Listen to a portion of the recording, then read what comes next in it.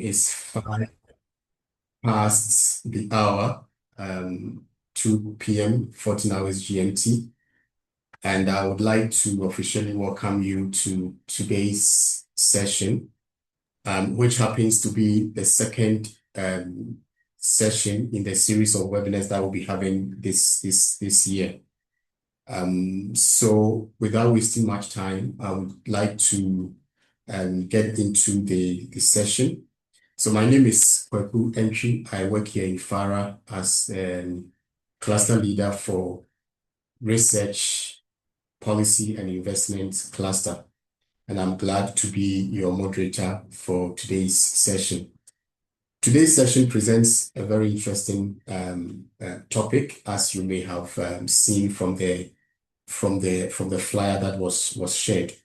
We're going to look at a topic relating to food prices response to shocks in developing and least developed countries. I believe all of us have heard about what is happening in Iran and then what has also happened in Russia and Ukraine, and then the consequences thereof. And so this presents a very interesting topic on how some of these geopolitical issues affect prices here and there, not just geopolitical issues, but climatic issues and other issues that confront us as a continent.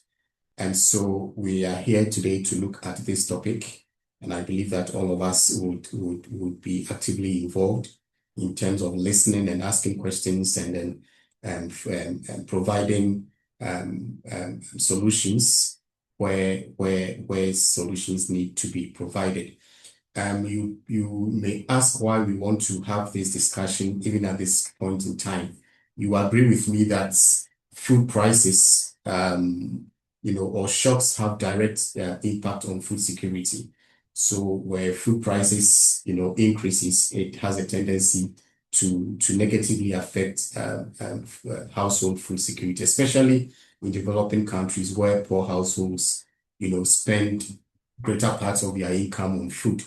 So shocks present, or increased prices presents, becomes a factor that affects food security in households. It also helps us to understand how vulnerable, these shocks can make household to become. It also, allows us to think as policymakers, what strategies, what policy strategies do we need to put in place to ensure that some of these effects are not, the effects are not too much on households.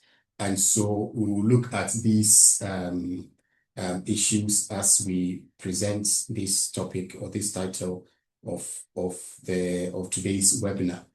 Now, to do this for us, we have two distinguished guests or presenters who are going to present various studies or results to us to help us understand and to help us appreciate how changes in food prices affects, households in terms of food security and the rest of it. The first presenter we have is Lotanna Emediegwu, who is a senior lecturer at the Kenya Institute of Public Policy at Manchester Metropolitan University. He's going to present on a topic, impact of energy price shocks on local food prices, a transmission analysis. And I think what is interesting here is that he's going to link, or he's going to help us understand the linkage between, energy and food commodity prices. So Prof is going to help us to understand and appreciate how that takes place. The second presenter will present on food price dynamics, and he is going to be Marco Rogna, who works with the GRC in Seville. He's going to present to us how weather or if weather influences food prices and the rest of it. And so he's going to present on food price dynamics and the ENSO events, a panel local projections analysis. And what is also interesting about his presentation will be to understand how the El Nino Southern oscillations which is a global climatic events, and how is it important, and what are its consequences for agricultural production, in Africa. So let me allow them to just in a brief moment introduce themselves. Lotanna, would you want to say hello to the people on the call? If you can hear me. Yes, just a hi. Hi, thank you. Thank you, Yeah. Faku. Hi, everyone. I'm Lotanna. It's a pleasure to be here. Just want to quickly add a caveat that I am not affiliated to Kenyan Institute of Public Policy. I'm just at the Okay. Manchester Metropolitan University. University. Maybe Right. maybe in the future we have something to do with them, but not for now. Yeah. That's So, all right. Yeah. yeah. Thank you Thank you. so much. I'm excited to be here to present this research, which I Yeah. coincidentally have done with Marco, my colleague. Yeah. Yeah. Thank you very much. Thank you so much for making time to join us and to be with us and to accepting to make this presentation. Thank you so much. And the correction has been noted. So we'll take it up from there. Thank you so much. The second person, Marco. Marco, would you want to say hello to? Yes. Yes, hello to good afternoon to everyone. Yeah. Thanks a lot for the invitation and apologies again to Lotanna for the mistake about the affiliation. And now it has been noted that the correct one. Well, I look forward to start the presentation and to listen to the one of my co-author. Thank you. Thank you so much, Marco, for also making the time to join us today. And we hope to get the best out of these two presentations. So, presenters, you would have 20 minutes max to present. And then what we will do is that we will take the two presentations, and then when you are done, we will allow participants to ask questions or to make contributions. So, colleagues on this call, if you have any question, you can put it in the chat as they present, or if you have any suggestions or if you have any comments on the presentation, you are free to put them in the chat and then Sorry. be responded to. So I would also crave your indulgence to mute yourselves so that we can hear one person at a time. Right. So thank you so much for making time to join us. And without wasting much time, I would like to hand over to Lotanna to make his presentation. So, Doc, over to you. Thank you very much, Faku, once again. And it's a pleasure to be invited to present my paper with Marco, who is also, I'm excited to also hear about his, we worked on these papers together, so I don't think it will be any kind of new thing to him. So I'll be talking on impact of energy prices. First of all, can you see my screen, please, just to be sure? Yes, we can see it. Okay. Oh, brilliant. Yes, Thank you. clearly. Yeah. Yeah. So the impact of energy price shocks on local food prices, transmission analysis. Just to motivate the topic, it's very important I believe, like the moderator kindly mentioned, that energy prices are very important, especially as we see what is happening in the recent geopolitical um, contest that is going on right now and how it's having a rub-off impact on energy prices. So it's at this point, it's very important to think about where does that lead to? What are some of the other spill-offs that can come from the heat that the energy price is currently getting? If you follow the news, I think energy price has kind of gone beyond the $100 per barrel. That's the Brent crude has gone beyond the $100 per barrel mark. I think it's about 113 or 116 as of today. So it's very important, therefore, to understand, especially in terms of for developing economies that spend most of their income, where we have an average household spending more than 60% of their income on food, to understand how this um, impacts on energy prices, how it affects food prices, because it has real implications for food security and, of course, economic stability in developing economies. And we see that the recent surge in energy prices, especially in the last 2-3 weeks, has kind of heightened interest in this topic. Lots of discussions are ongoing now as to what are the impact, the immediate impact of energy price spikes on food security. There are different ways through which you can think about that, through which energy prices kind of affect food prices, perhaps through production costs, direct production costs, or maybe through transportation costs, moving food from farm to the market, or even through biofuel production. We're going to try to see how we can, within the limit of time we have, how we can unpack some of these mechanisms as we continue the discussion.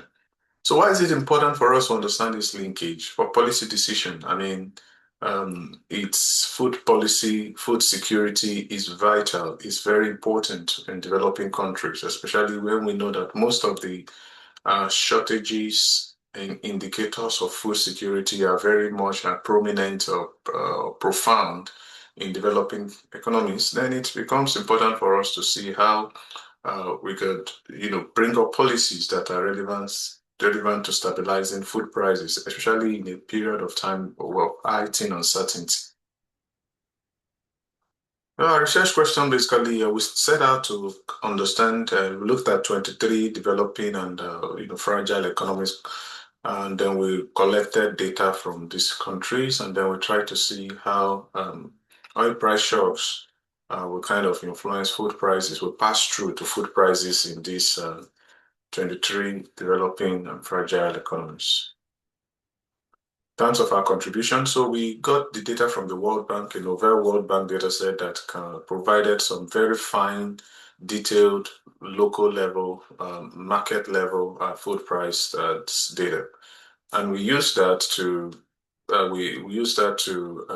do some panel vector autoregression model and methodology to kind of analyze this pass-through from energy price shocks to food price shocks. And then we also not just were interrogated, also how this transmission could differ based on food, the type of food, the food commodity, or even, based on different factors that could affect developing economies differently. And this is very important because you will find out as we go into the results that some of the things that we'll be seeing in the result are things that drive the discussion. Yeah. So our in case if I'm not able to finish before time because I'm keeping, I believe I have 20 minutes and I'll try to meet up with that. These are just the overview of the results. So oil price, definitely we found that it increases local food prices, but the magnitude and the duration differs across different price commodities, as we will see. Why? We find that sorghum prices are the most affected, maize prices appears to be the least affected. And whatever impact that we see within 4-6 months, they tend to go away, they tend to fade out, except for sorghum where we had a kind of longer persistence. So that's just a bit of literature. I won't waste time on this because I really want to get to the result. So energy prices definitely has been, with the literature is kind of very familiar with the literature in terms of the price influence of food prices, impact from energy prices, going through different channels, like I've talked about biofuel demand, production, and even input costs such as fuel, fertilizers, transportation, and also market expectations, uncertainties within the market. What does the market expect? And the studies so far have shown mixed results. We've seen papers that have talked about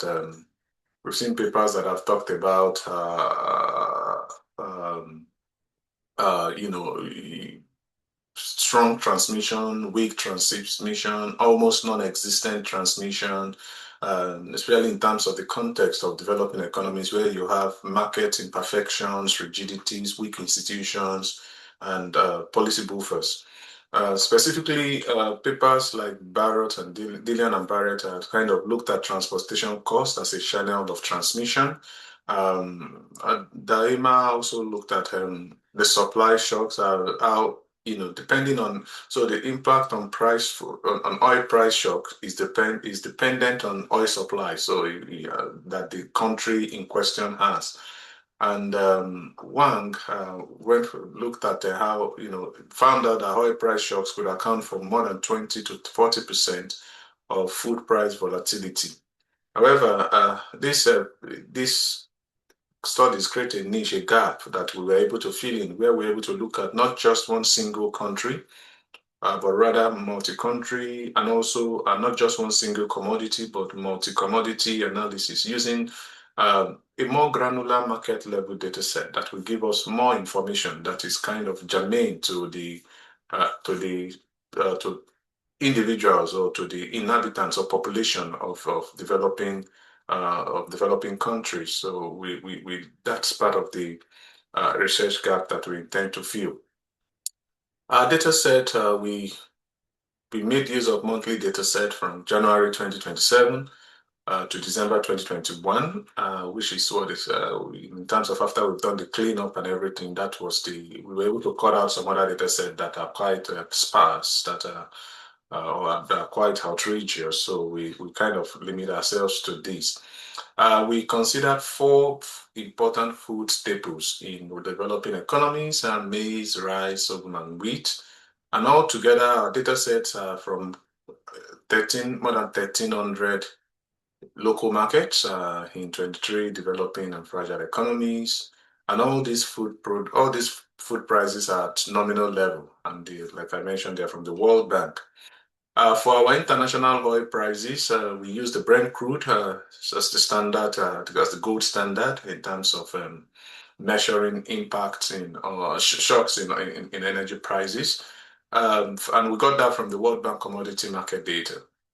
Of course, in our robustness checks, which we may not be able to discuss here, we also use other bench prices like the WTI and thereabout. All our prices are in PPP dollars. We're able to deflate them to obtain the real prices to account for inflationary tendencies. And then these real prices were transformed into month-on-month logarithmic value. And since we are going to be looking at impulse response function, I think that makes sense, so that we are able to kind of easily interpret the outcomes in terms of percentage changes, which will kind of make more sense for policymakers. So this is just a pictorial form of the countries, of the markets scattered around the countries we sample, and you could see that we have samples from different parts of the world, although majorly from Africa, but yes, we also have from Latin America, we have from East Asia, we have from, you could see, we also have from the Middle East and other surrounding regions, but just to show that we have a robust set of data set in terms of the spread. This is just to give you a feel of the trend analysis of both international oil price and the local food price. As you can see that the box plot represents observed food prices, locally observed food prices, while the red line is the average oil price over time. And you could see that the average oil price over time kind of moves in between the upper and the lower limits of food prices within these developing countries. So it just to show that the international, what we are using, the data we are using to proxy the energy price shocks is a good proxy, because it's still within the boundaries of the local food prices, the cross-sectional value of the local food prices over year. So there is no outrageous type of departure from the norm. This is the empirical strategy, which I will not kind of spend, because if I'm to spend time here, I may as well finish my 20 minutes here. So I'll just kind of tell us what we did. And I believe if you are very much interested in understanding the methods, the paper can be made available, although it's still under review, but I believe we are happy to share the unreviewed part of it. So we use what is known as the panel vector autoregression model. That's the PVAL, and that's the model there. We are our vector of dependent variables, that's the oil price, and the local food prices in market M and month T are represented by YMT. And then we have a vector of a matrix rather of market-specific intercept, what we call the fixed effect, the standard fixed effect. And then also because we know that present prices of commodities depend on past prices, so we kind of also have a matrix of lagged coefficients to kind of capture the dynamic response, the dynamic effect. And we set the lag order to lag 1 after we've done some BIC, some modified BIC and AIC tests. The choice was around lag 1. Nevertheless, we still, in the robustness follow-up test, we still try to kind of use some other lags to show that the responses are qualitatively similar. And we have our error terms, which we cluster to take care of autocorrelation. In the error term, we clustered at the market level. So we use this to analyze the impact of oil price shocks on local food prices. We assume that oil price shocks are exogenous, at least in the short term. International oil price shocks are exogenous to local food prices because we don't have any reason to believe that the local food price may generally influence international oil price, at least in the short run. So because of that, we kind of use the Cholesky ordering to allow the oil price shocks to occur first followed by the local food price variation. And then we used the Monte Carlo simulation to kind of generate the impulse response as well as the confidence intervals. So this is just to talk. This is just on how we got what we did with the fixed effect. Because once we have the fixed effect in a standard panel VAR like this, it runs into certain problems, incidental parameter problems, but we used forward mean differentiation to kind of address that problem. And the estimate we're going to be showing you now is really from they are all generated using system GMM. So it's robust to take care of things like endogeneity and the likes.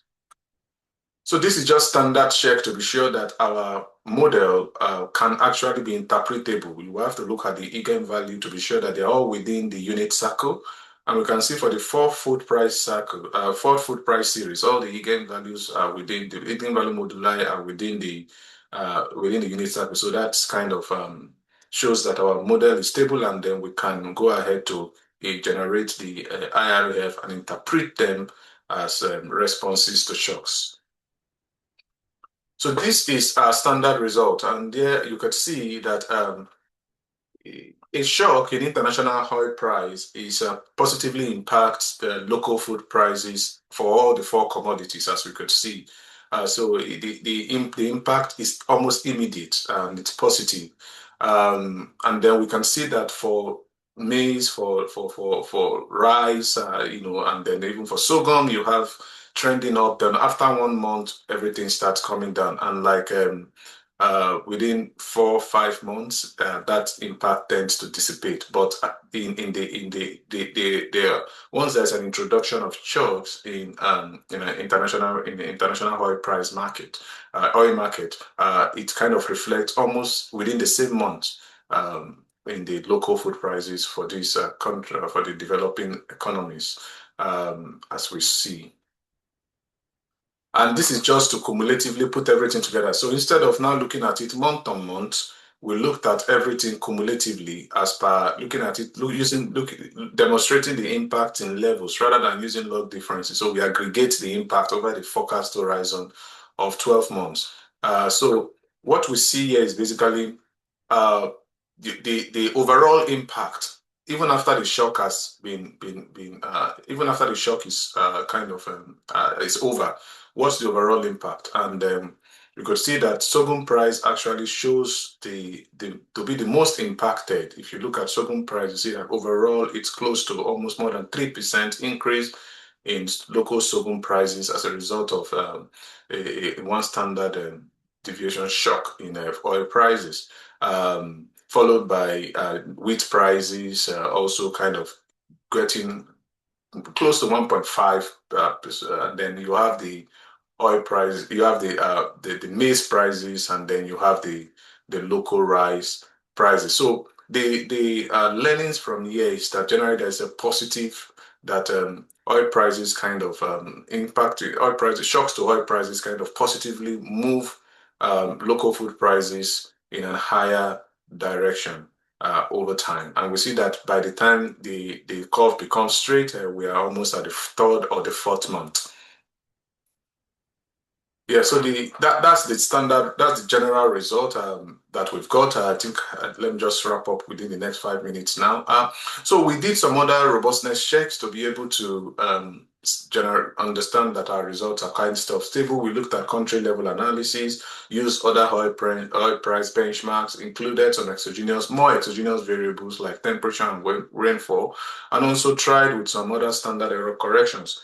So the results, I won't be presenting them here, but what I want to go into is looking at the mechanism. So how does a shock in international oil price, we've seen that it impacts local food price, but how does that impact happen? Where does it come from? Is it direct? So there are different mechanisms we looked at. For example, we looked at fertilizer prices, and you could see from here. So we looked at how we know that fertilizer is heavily energy dependent. So if whatever happens in the oil market kind of affects the fertilizer market. So we see how does shock in the fertilizer market therefore affects local food prices. Okay, so that's what we looked at. And if you look at the figure I have over here, you will see that maize, for example, for maize, you see that the shock results in a negative impact after one period, kind of outweighing any positive pass-through.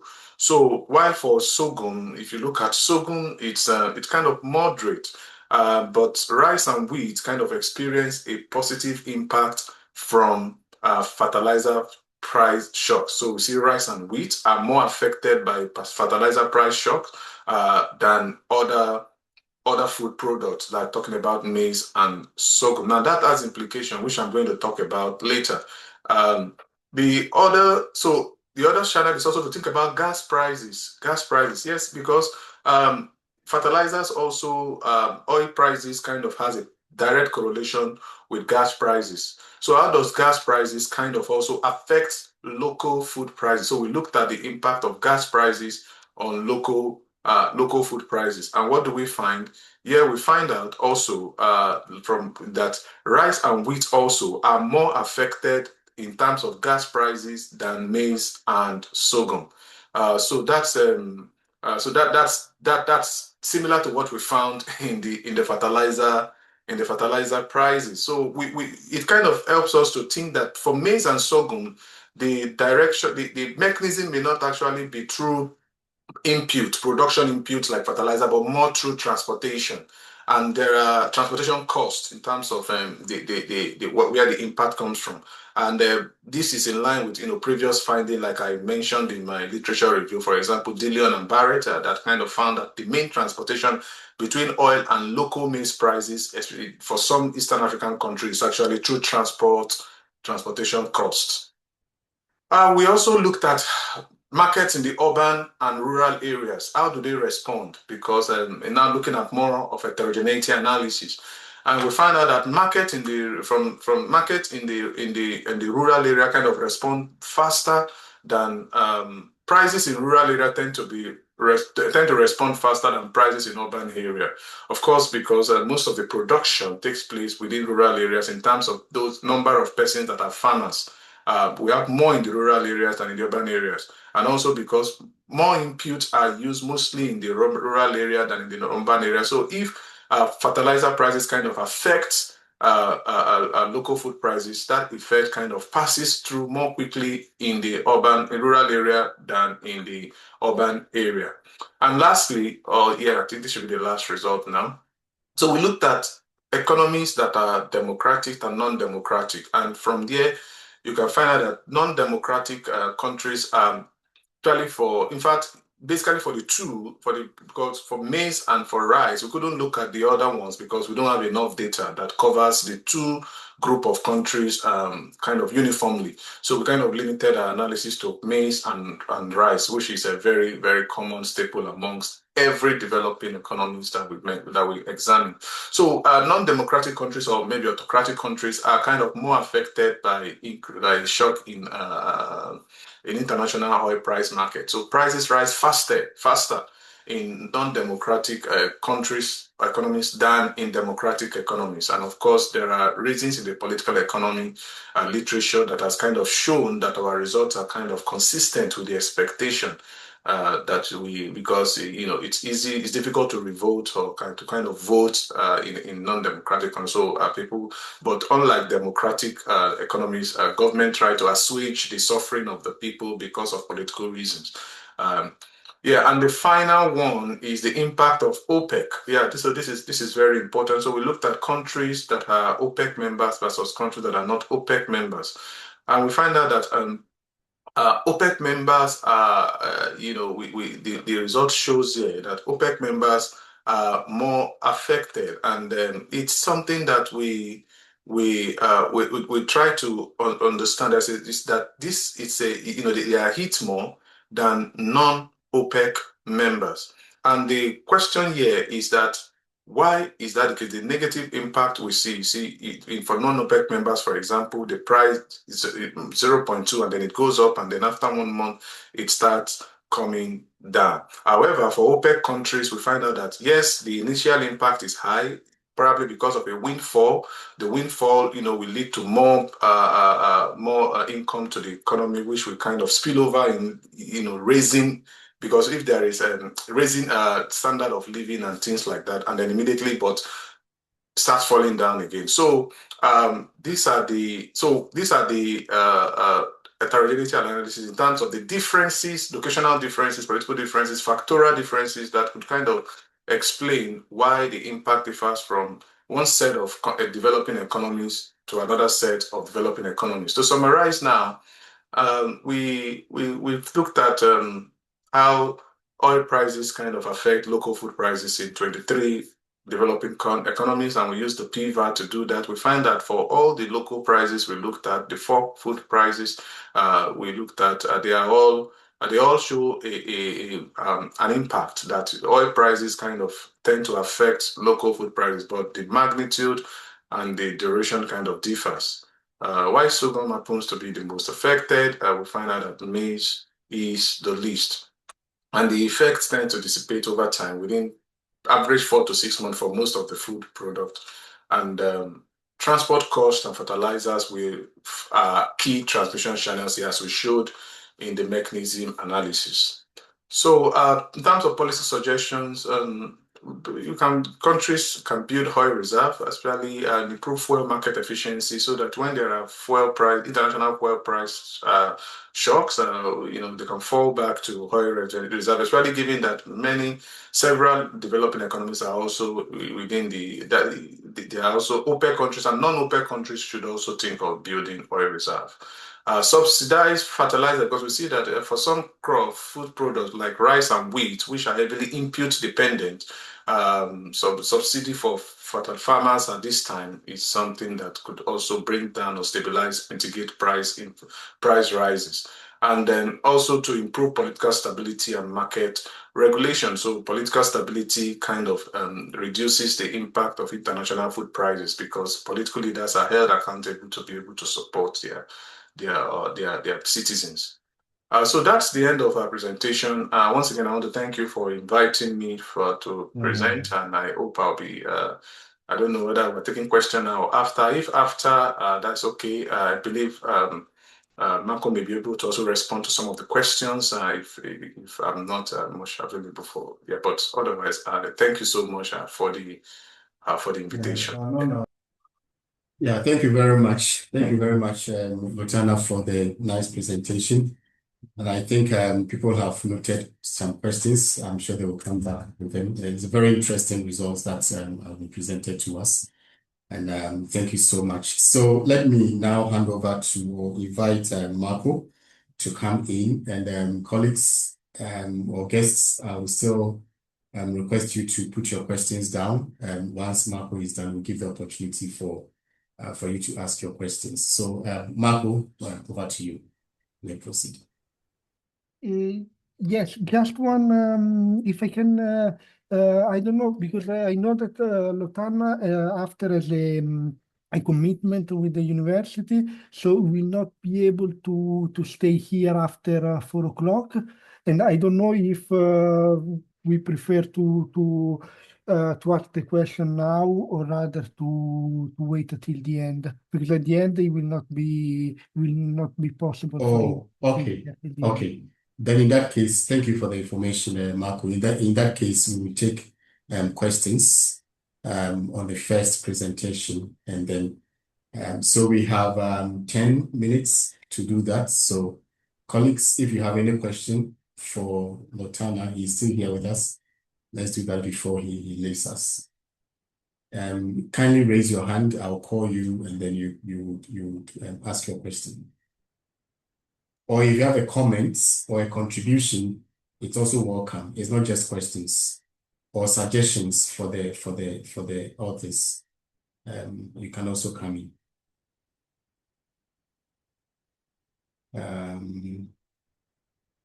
I'm not seeing any hand.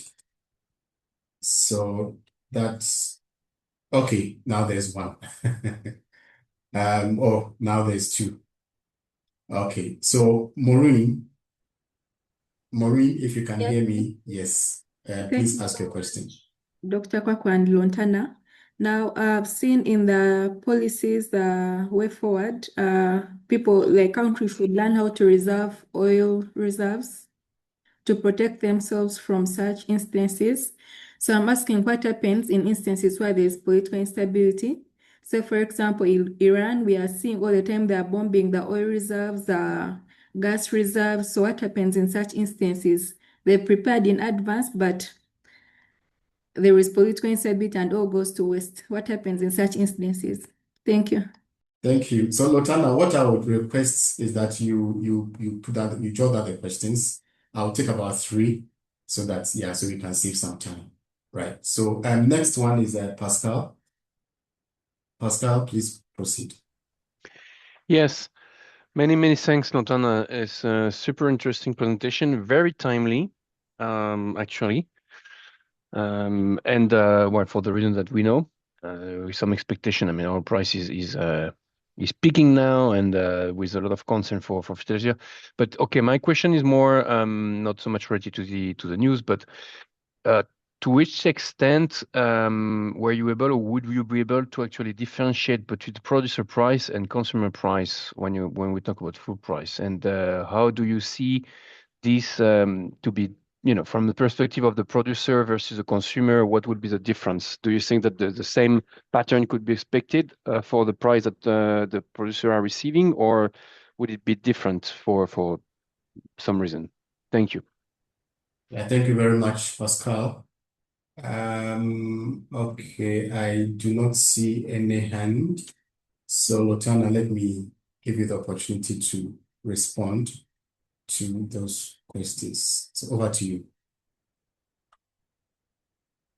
Yeah, thank you very much. I really appreciate the questions. So the first one is about the oil reserves. Yes, you see, in economics, you can't capture, so when we did this paper, we didn't even anticipate there were no wars at that time. We just kind of,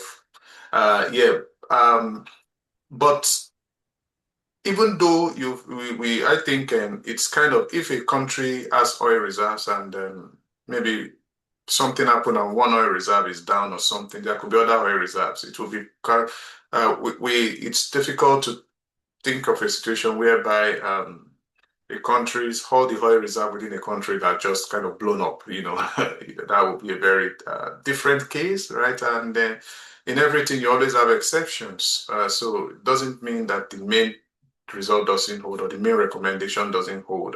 For example, most of these wars are happening in the Middle East, but all the food prices effect are kind of going places far, thousands of miles away from even the battleground. So yeah, so it's still the way to go. I mean, it's still the way to go. Yeah, so that's just what I would say. And then the other one about the produce. So what our result, maybe I didn't mention it, but thank you for that question. We dealt with consumer prices. So these prices are market prices from the market consumers, how it relates to consumers. Of course, it could be slightly different from the producer, given that when prices go up, producers tend to benefit, but consumers tend to kind of, consumers tend to kind of have the other end of the stick. So yes, I totally agree that things could be different from depending on how the producers prices and the country regulation, because in some cases countries may be able, government may be able to kind of have some commodity board that kind of set a price ceiling for producers. In that case, the producer's price then is not reflecting the market price. So that's why we kind of really focus on the consumers and the market price, the consumer, what the consumers pay at the market. So definitely, I totally agree that if you look at the producers, but that's not. I'm not sure how many persons will be interested in terms of the effect on everyday population.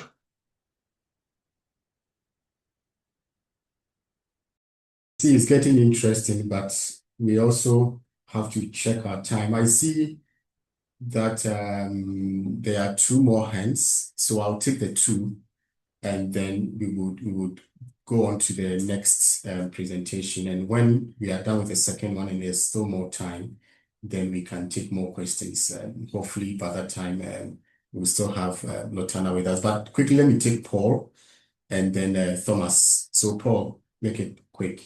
Yeah, thank you very Yes. much for the presentation. I looked at the policy recommendations and I was wondering the time horizon that you're looking at. One, subsidies generally most of the time are times very inefficient. Yeah. And then two, countries, especially the ones in Sub-Saharan Africa, probably are constrained, so fiscal constraints, and therefore subsidies may not be the most economically viable option. Politically, sounds good, but economically, given the fiscal constraints, may not. I was wondering whether there are alternatives to that. I didn't hear alternative sources of energy exploring that would support production costs. And then, of course, finally, was on the democratic and non-democratic. I didn't really quite get the reasoning behind the democratic and then democratic. Probably you want to explain more why those two governance structures would result into different results. Okay. All right. Thank you, Paul. Thomas, and then we can move to the next presentation. Hello, Thomas. Hello, Thomas. Okay. All right. Okay. So Lotanna, please respond to this one, and then we can now invite Marco. All right. Thank you very much. Yeah. So thank you for the question. I think you're correct. There could be other suggestions, and that's one we have raised, which we will also take into consideration. I mean, it's difficult to have everything in one paper, right? And because an alternative energy is good, but like you mentioned, in context of finance, funding, and fiscal ability, it's also costly. Alternative sources of energy are quite viable, but they are costly both to the government as well as to the producers, or maybe, and not just to the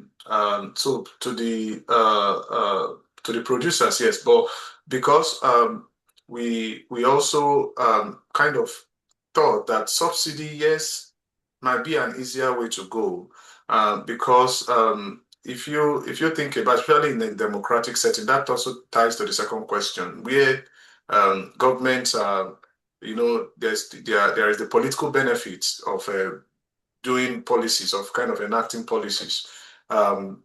Subsidies are kind of more kind of attuned to such kind of environment than in an autocratic setting. For example, if you have autocratic countries in Sub-Saharan Africa or maybe anywhere where they don't, where the voting, people don't vote, or maybe there are just one seat tight government or something, and it's easy for them to just do something and get away with it.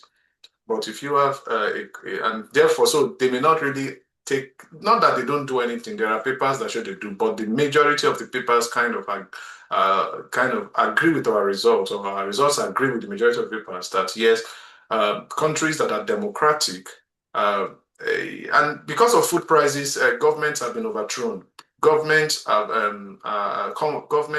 lost elections. Some political leaders have lost election because of they are not able to deal with food prices in their locality. So, and that's because it's a democratic setting. So, citizens hold their government to account. So, because of that, once there is a signal, market expectation, uncertainty in the market that international oil price is up now, and next will be food prices, then governments start thinking about, in democratic system, what can we do to appease our citizens? And one of the ways they can do that, immediate way they can do that, is a subsidy. Yes, investing in alternative energy, it's something more medium or longer term, that can be done, but looking at, like you mentioned, the horizon within 12 months, you may not be able to invest in its alternative energy, which is also very good for session, which we're still going to may include in the papers we get to revise them. But thank you very much for those suggestions. Right. Thanks a lot. Thank you so much, Lotanna. So I believe there will be more time for engagement going forward on these because of the issues around subsidy and the rest of it. But in the interest of time, again, let me invite Marco to make his presentation. Marco, over to you. Okay. Thanks a lot. Do you all see can you all see the presentation? Yes. Okay. Yeah, but put it in presentation mode. It is now in presentation mode? No. No. Okay, now it's coming. No, now it's coming. Okay. Yes. So thanks a lot for being here. I'm going to present again this paper done together with the Lotanna, the previous presenter. It's about food price dynamics under ENSO. Marco, we are seeing the slides, but it's covered by blank okay. sheets. Yeah, so okay, now we see, but still not in presentation mode. But so if it's going to be a problem, just go ahead and present. Yeah, because I mean I see them in presentation mode, and I don't know why it's not. Well, I continue if it's not a big problem. Yeah, just go ahead. Okay. Just go ahead. So first of all, let's discuss what are ENSO events. So ENSO stands for El Niño Southern Oscillation, is a global climatic event that basically affect global temperature, precipitation, and humidity. So all variables that are fundamental to that have a fundamental impact on agricultural yields. Therefore, ENSO events and the impact of ENSO events on yields have been largely studied by the agricultural economics literature, but there has been a bit instead the effect that ENSO oscillations have on food prices have been a bit more overlooked. As it has been said in the early presentation, actually food prices is one of the most important variables for food security. If you think about the yield variation, of course, there is a clear relation between yields and then subsequent agricultural food prices. But a certain variation in a yield, if it's, for example, localized to a single country, could not translate so much in a variation in food in market food prices, because, for example,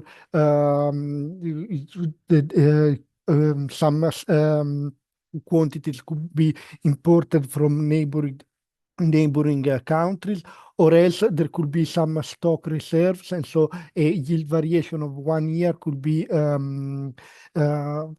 compensated by the reserves. So what really matters for the citizen that goes to buy the food in the market is the price that they will find in this market. If this price rise a lot, particularly in developing countries where many people live or under the poverty line, or they have to spend a good proportion of their entire income on food consumption. Basically, if the price of food raises significantly, this is when we can immediately spot a problem of food security. Therefore, I'm going to analyze the impact of ENSO oscillations on food prices. Is probably one of the most immediate way to evidence the effect of this global climatic event on food security. So let's define better what is this. Let's define better what is this ENSO oscillation that can be divided into two main phases, namely El Niño and La Niña. So the ENSO is a global climatic phenomenon that basically originate in the tropical Pacific Ocean, and is a variation in winds and sea surface temperature. From this, despite originating from this area, it's as we said, is a global phenomenon. Therefore, this initially local temperature variation that can reverberate in the whole tropical region, and actually they can arrive through a teleconnection to affect also the climate of more temperate regions. And we define as El Niño the phase in which the surface temperature gets hotter in this tropical Pacific region, and as La Niña its counterpart. So when there is a cooling phases of the sea surface temperature in the Pacific Ocean. The duration of each phase is generally 1 year, and one of the positive aspects of El Niño and La Niña is that they have cycles that vary in length, but they vary in length between 2 to 7 years, but that they also repeat. And this means, and of course, there is also a literature more from the meteorological side that try to predict this climatic event. So if we can have models that are able to predict this event, and we understand exactly what is their impact on yields and on food prices, that's a good starting point to think about preventive policies to counteract their potential negative effect. So the fact that they are kind of repetitive phenomenon, and the phenomena and that they repeat with a certain patterns is, on this point of view, particularly for food security, is something that is quite positive. As mentioned earlier, so if we limit ourselves to basically to the literature on agricultural economics, let's say that a good part of the literature focused on the impact on yields.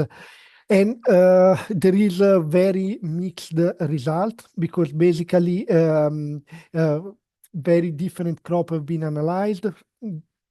Second, we said that these are global phenomena, so there have been analyses in different parts of the world, and the what the impact of El Niño in Northern America can be almost opposite from what can be in Asia or in Africa or in South America. So it's not possible to say, okay, El Niño negatively impacts yield because it's crop dependent, it's location dependent, and also it depends on which one of the two phenomena we are looking, if El Niño or La Niña. Same, then our is not the first study that take into consideration prices. There have been also there have been a certain number, although in a lower number, that have focused on the effect of ENSO on food prices. We start with Lexon and McCulloch that examined the relation of ENSO and international soybean prices. With finding some significant correlation between the two. Then Vilava in 2012 and 2017 focus on coffee and wheat prices. And basically, in these two papers, Vilava find that La Niña generally causes an increase in the prices of the two commodities, while El Niño has the opposite effect. Despite for coffee, in reality, this is true for Arabica, while for Robusta is basically almost the opposite.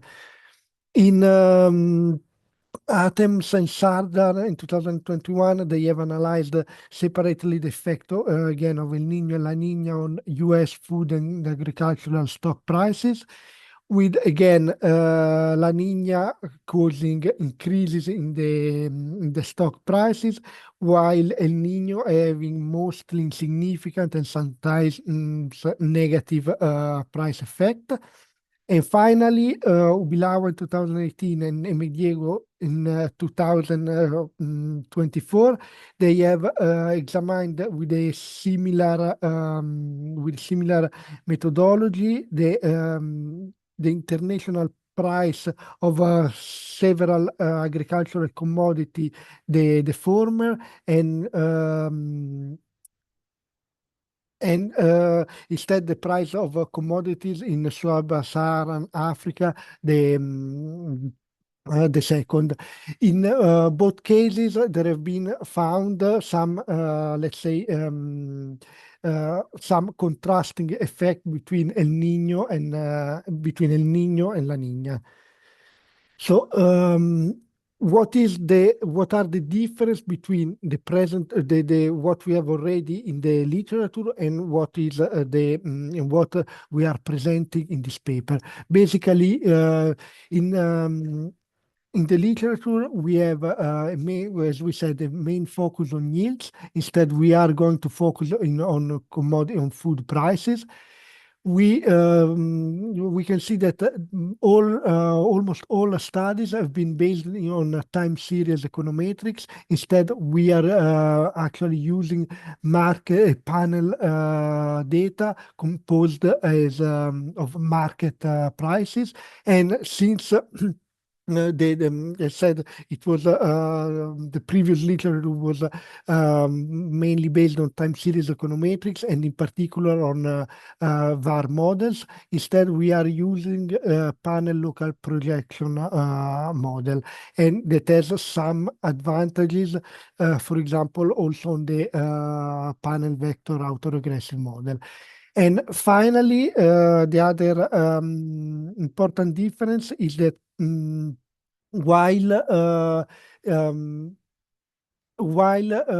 the few papers that deal with prices, basically they generally or consider the international price of a commodity or the aggregate price in a whole region. Here we are actually using, as I mentioned, local market prices for from 48 different countries. So from where we got the data, Before, in the paper before, we've seen that the data were coming from a data set from the World Bank. Here, instead, we are using a similar data set, but actually from the Food and Agriculture Organization. The data repository is called the Food Price Monitoring and Analysis. And it is a quite long, almost 30 years time series from 95 to 2024 of monthly data. It spans for, we collected the data for 12 food commodities, many of which are cereals or, let's say, staple food in developing countries. And we are collecting these prices from more than 1,000 local markets spanned into, I said, 48 countries, encompassing 3 continents, Africa, Asia, and Latin America. Instead, for our main explanatory variable, we are using basically, we need to identify ENSO events. And for identifying ENSO events and looking at the effect that these ENSO events has on this local market price data, we are going to use a sea surface temperature-based index. There are different indexes that can identify ENSO events. In general, it's not so important which one you choose because they are quite well correlated, but as I said, we are using this sea surface temperature that is collected over the Niño 3.4 region, that is basically a square in the Indo-Pacific Ocean. This SST index basically is, how is it build this index? There is one reference temperature that is basically a 30 years average sea surface temperature. And then each month is it is collected basically the temperature, so it is computed the difference between this collected temperature and this reference mean, and then these variations are averaged over a step of 3 months in order to create the Oceanic Niño Index. And basically, whenever we have some 5 consecutive overlapping 3-month average exceeding 0.5 degree, then we are in presence of a El Niño event. When instead these 5 consecutive 3 months averages are below minus 0.5, we identify a La Niña event. So basically, our El Niño La Niña event, they will be dummy variable 0, 1 computed thanks to this index. And above you can see a graph of going from the 90s to the 2020s, where we can identify some El Niño and La Niña phases. All right, the model, as I mentioned, we are using a panel local projection methodology that has been introduced by Jorda in 2005. It has some advantages over other models, in particular over panel VAR, because it works well in presence of nonlinearities. EA is quite flexible and is it doesn't need to have a lot of assumption. Like, for example, you can sometimes need in a VAR model, for example, the Cholesky order or the world causal ordering. And you also accommodate quite well with the panel structure. In particular, our panel structure gives us some good advantages because we can see both the temporal and the cross-sectional variation in prices. We can control, for a fixed effect, in particular for market fixed effect. And we can also include interaction terms in order to capture heterogeneous treatment effects across region. So here is basically the model, very fast. We have our dependent, the difference between the prices given a time horizon, t plus h and t plus minus Marco, 1. it's like your slides are not moving. You are still on slide 4 here. Okay, now are they moving? Okay, so now you're on slide 8. Okay. The panel structure. Then slide Okay, 9. I don't Okay. know when Yes.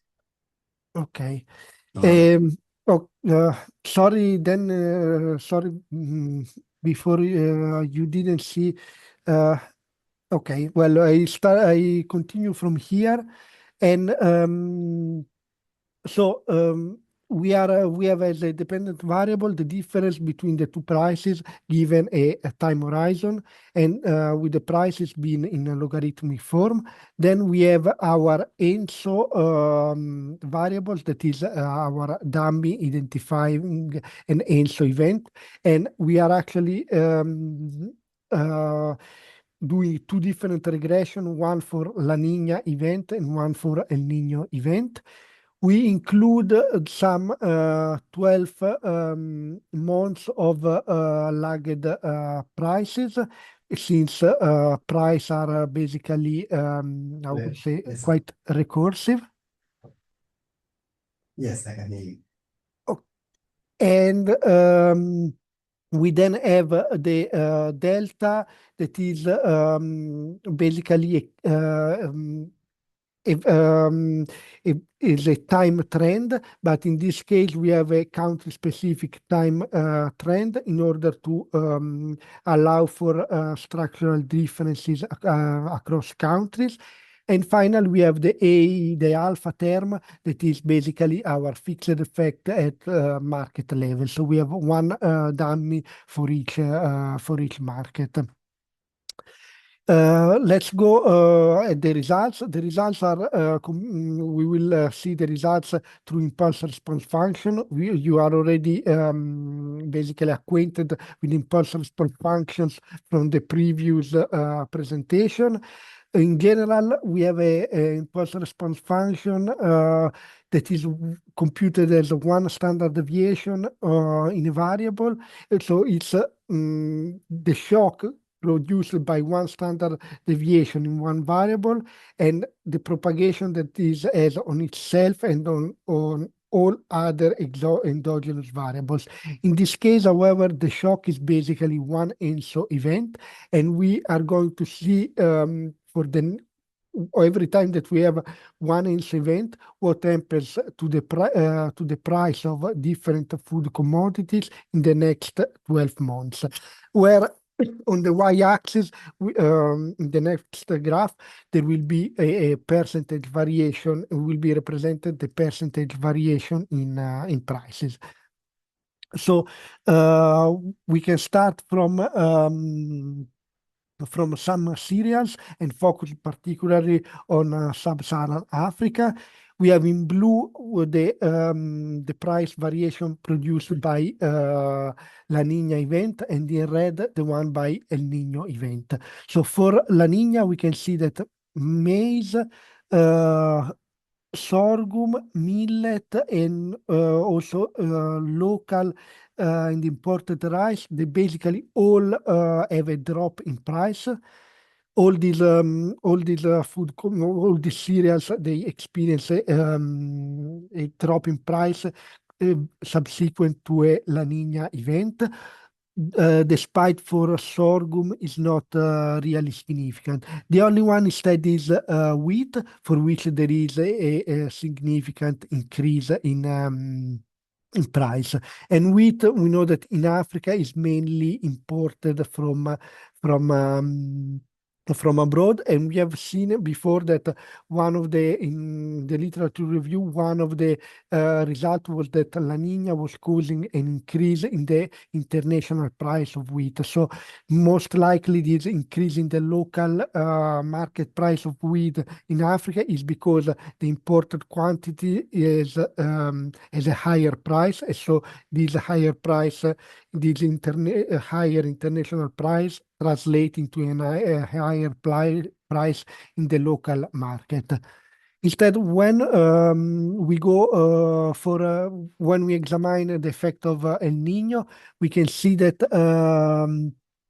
for males, basically, there is almost no significant effect apart from the last month in which there is a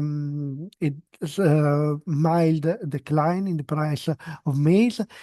Similar is the effect of millet. We have a price decline that is a bit more marked, but only at the end.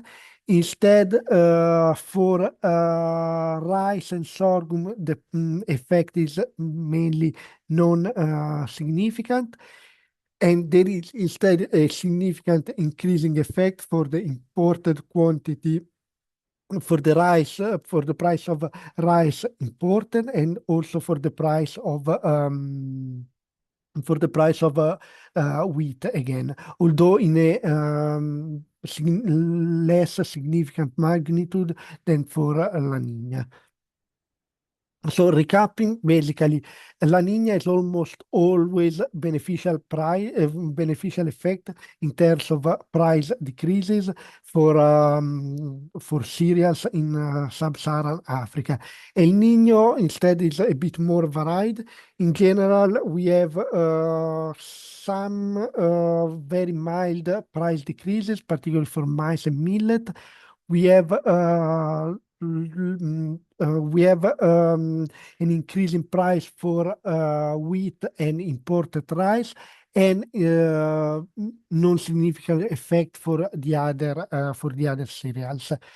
If we try to explain this variation in prices with basically with the variation in quantities that we can observe from the paper of sorry, from Izumi and Talter, we can see that these price variation are actually well correlated to the observed variation in yields. So La Niña, for example, has mostly positive effects in the production of cereals in Africa, except for Ethiopia and Angola. And in fact, we have seen that we have actually decreases in cereal prices after La Niña. El Niño has an overall negative effect on global rice productivity, and this is reflected, in fact, in a higher price of imported rice for El Niño, after El Niño. And we can also see that wheat has a high impact after La Niña, because basically we have 13% of global production that is significantly and negatively affected versus a 2% of global production that is significantly and positively affected. And we can also see that actually the Russia and Ukraine are quite negatively affected. Instead, a consequence of El Niño is that, again, there is much more negative, the global production is prevalently negatively affected at the global level. But we can also see that Russia and Ukraine, that are main exporters into African countries, they are actually benefiting from El Niño event in terms of wheat production. So the increase in the price of wheat after El Niño is much smaller than after La Niña, probably because the main exporter into into Africa are actually benefiting from this phenomenon. If we look at the price of other staples, we see that for beans and cassava, basically we have a very similar effect, namely El Niño causes an increase in prices, and La Niña basically a decrease, if not a non-significant effect. Instead, for potatoes, we have basically a mild increase we have basically, we can say, no significant effect for both of them. And we see that for both beans and cassava, the effect again of El Niño and La Niña are quite opposite among each other. For other part of the world, we can see for Latin America, almost all cereal experience a significant decline in price after El Niño shock, together with also beans. Instead, La Niña has mostly, let's say, non-significant effect, except for rice and wheat, for which the prices are declining. In Asia, instead, we have only two considered crop, rice and wheat, and we have a bit of a peculiarity because we don't have any divergent effect for El Niño and La Niña. They are actually affecting prices always in the same direction. So wheat is the price of wheat is declining both in case of El Niño and La Niña, and while the price of rice is increasing, although not significantly, for both phenomena. And the same can be observed also for other food prices like beef, potatoes, and sunflower oil. So finally, we also here we try to find some reasons for these differential impacts, and basically one idea is to divide the countries between hot and cold. Where basically hot, we find as hot countries for which their temperature is above the global median, and cold vice versa when it is below the global median. And we see that basically in these two types of country, El Niño and La Niña have actually very similar effect when we divide the the effect of the price effect for the two events. So inside the cold country, El Niño always have a declining, or El Niño and La Niña have both like increasing or decreasing prices effect, but generally these two effects are opposite between cold and hot countries. And this is true for different commodities. And another thing is to divide countries by the one that have a high share of agricultural GDP. So countries for which agriculture has a high weight on the GDP production, and countries that are considered non-agricultural, where agriculture is quite marginal. And we see that, well, the two effects in this case are quite similar, but in the one in the agricultural countries, the effect is a bit amplified. And this is reasonable because in these countries, an effect on agriculture reverberates more strongly on the final price of production. So sorry for my voice. So in conclusion, we can say that basically El Niño and La Niña, they have in general quite important effect on yields and in consequence also on prices. For Sub-Saharan Africa, we have seen that mainly for La Niña, almost always, in particular in case of cereals, there is a declining effect on prices. So La Niña doesn't seem to be a menace for food security in Africa. And also El Niño, there are only few crops for which the the price is going to increase. Most of the effect were or again decrease in prices or insignificant. There is a problem for the imported crops, in particular wheat and imported rice, because in this case there are some significant price increases. We have also seen that effectively the price variation that we observe in our results, they can be somehow quite well explained by the quantity variations. And what else we can say? Well, we have seen that there are similar effects between hot and cold country. I mean, similar inside these two categories between El Niño and La Niña, but the two effects, they are opposite among the two class of countries. This is a bit strange because El Niño and La Niña, they are exactly caused by opposite. One is a warming phase and the other one is a cooling phase. So it's strange that they have actually symmetric effect inside each class of country, but that's what we observed. And we have seen that food prices are generally affected more deeply in countries where agriculture is an important component of the economy. Finally, we can also say that despite for Africa, the situation doesn't seem to be dramatic.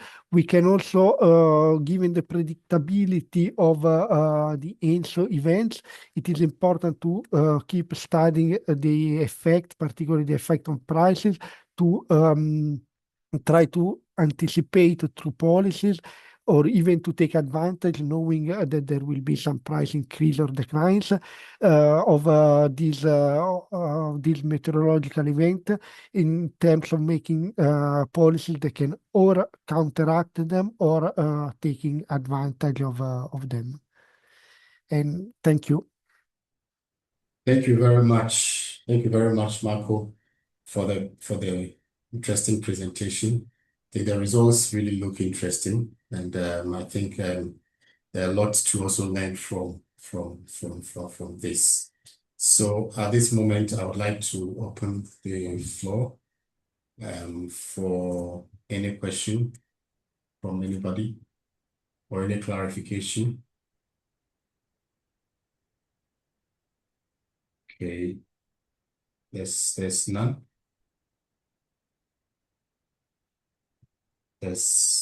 I do not see a hand, but there's a comment in the chat from Thomas. Is it Thomas? Yes. He says he wants to know more about El Niño and La Niña. I think we can do that. We can link you up, Thomas, and you can drop us an email. We share with Marco, and we can do that linkage so that you can learn more from Marco. Yes. Is there any other the differences between hot and cold countries, the hard countries, and the rest of it? Everything is clear? All right. Okay, I do not see any hands. So let me thank you so much, Marco, for making time to present these results to us and your colleague as well. Thank you so much for that. And then we'll be looking forward to for more engagements with you on the findings. And once the paper is published, let us know so that we can also share it amongst the stakeholders, especially the panel people who are here. There's a question: how did you capture the shocks? Just a second. How did you capture the shocks indicators? Is it with residuals or not? No, I think they were the shock. They are basically dummies when Okay. it's like a linear model. So we with the time monthly data, and when there was an El Niño or La Niña event, we have a one. It was recorded as one. Otherwise, if it's not El Niño, La Niña is a normal phase, is a 0. That's All right. how it was implemented. All right. Thank you very much. Thank you so much, Marco. So I think in the interest of time, we've done an hour, 30 minutes. I would like to thank all of you. I'll give the opportunity to my colleague, Emmanuel, and whether he wants to say something. But before he comes in, let me again take the opportunity to announce that this series has come to stay. And so if you are here and you have an interesting topic or you've done some work which has some interesting results that you want to share in this, we give you the platform or the opportunity. We organize this for you to also come in and then present your results and then ask questions, for people to ask questions and then share the knowledge that you generated with us. So if you have such papers or such knowledge that you want to share, the email that was sent to you, you can reply to that email and let us know that you have those materials that you want to share with the general public or with members of the network, and then make this platform available to you to share your knowledge. So before we close, maybe a word from our colleagues from the GRC. Emmanuel, if you can hear me, or Pascal.